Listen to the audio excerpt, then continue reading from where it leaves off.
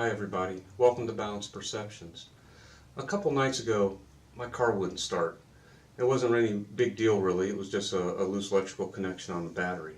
But it got me thinking to about a night long ago, not long after I got certified as a hypnotist. I was driving home late one dark night and it was a very dark stretch of road. And up ahead I saw a large something on the side of the road and it caused me a little bit of concern. So I slowed down because I couldn't quite make out what it was because it was so dark. As I approached and slowed down, I realized it was a big pickup truck with the hood open, and I went by and saw that a guy was working under the hood. No light anywhere. Now there was supposed to be a full moon that night. It hadn't showed up yet apparently. So trying to be helpful, I pulled over and got out and introduced myself to him and asked him what the problem was. He said, well, the problem was his flashlight wasn't working. He said he had a great toolbox and he was a pretty mechanically minded person and he was sure he'd be able to fix his truck and get it going again. But in this darkness he just couldn't do anything. Fortunately I had a flashlight, so I went and got my flashlight out of my car. I went back and became his official flashlight holder.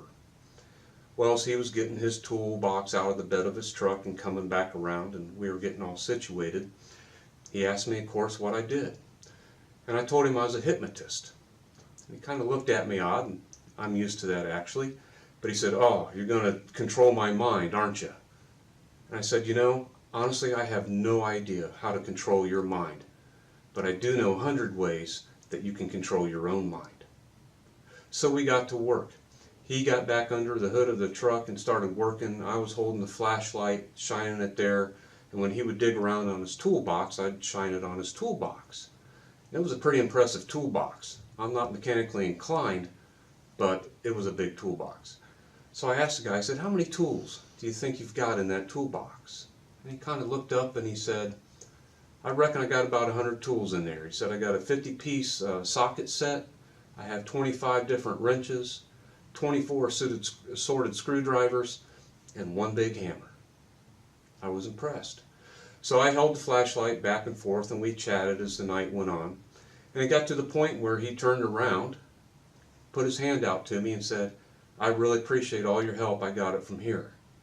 And I said, you don't need the flashlight anymore? He said, no, look, the moon is rising, the clouds are clearing, I got plenty of light and I'm actually almost done.